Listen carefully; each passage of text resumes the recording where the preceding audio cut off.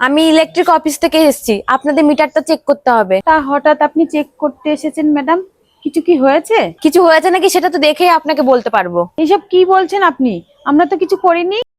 কি ব্যাপার, আপনাদের তো মিটার বক্সের সাথে অন্য একটা তার জয়েন করা, এর জন্যই তো আপনাদের বিল এত কম আসছে। দেখুন, আমার একটা অর্ডার আছে, আপনাদের এই লাইন আমাকে কেটে দিতে হবে, নইলে আমার একটা বড় ফাইন হবে। আপনি এক কাজ করুন, এখানেই দফা করে নিন, কাউকে জানাবেন না। দফা রফা মানে? না না দিদি, ওসব আমি করি না, ওসব করলে আমার চাকরি যাবে। ম্যাডাম, আমি তো অত কিছু বুঝি না, আমি তো সাধারণ মানুষ, কেউ জানবে না ম্যাডাম। আমি আপনাকে 5,000 টাকা দিচ্ছি, এখানেই মিটিয়ে নিন।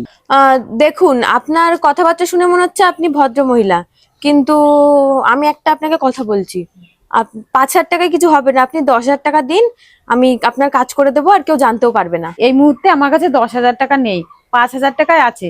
5,000 টাকা নিয়ে মিটিয়ে নিন। ঠিক আছে, তাই দিন, তবে একটু তাড়াতাড়ি। থ্যাংক ইউ ম্যাডাম, আমি এক্ষুনি আসছি। সত্যি ম্যাডাম, আমরা কিচ্ছু করিনি, এখানে আমাদের কোনো দোষ নেই। দেখুন, কি করেছেন কি করেননি আমি জানি না, আমি আপনাদের ব্যাপারটা মিটিয়ে নিচ্ছি, আর এসব কথা যেন কাউকে বলবেন না, পরে অন্য কেউ আসতে পারে, করে এসে আপনাদের ফাইনও করে দিতে পারে।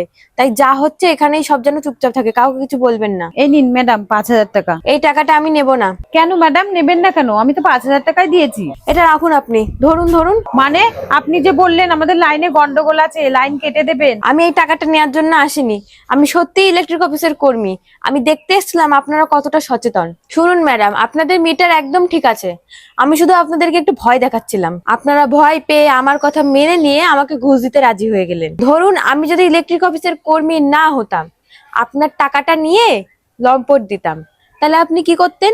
আপনি কি আমাকে খুঁজে পেতেন? পেতেন না। আপনি তো আমার কোনো পরিচয় জানতেন না, আপনি কোনো পরিচয় জানতে চাইলেন না।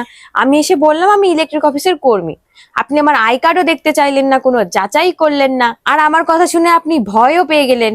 শুনুন, ভবিষ্যতে যদি কেউ এরকম করে আপনার বাড়িতে এসে আপনাকে যদি এরকম কিছু বলে, তবে সবার আগে তার আইডি কার্ড দেখতে চাইবেন, দরকার পড়লে সেই আইডি কার্ডের ছবি তুলে রাখবেন, আর উনি যে ডিপার্টমেন্ট থেকে এসছে দরকার পড়লে সেই ডিপার্টমেন্টে ফোন করবেন।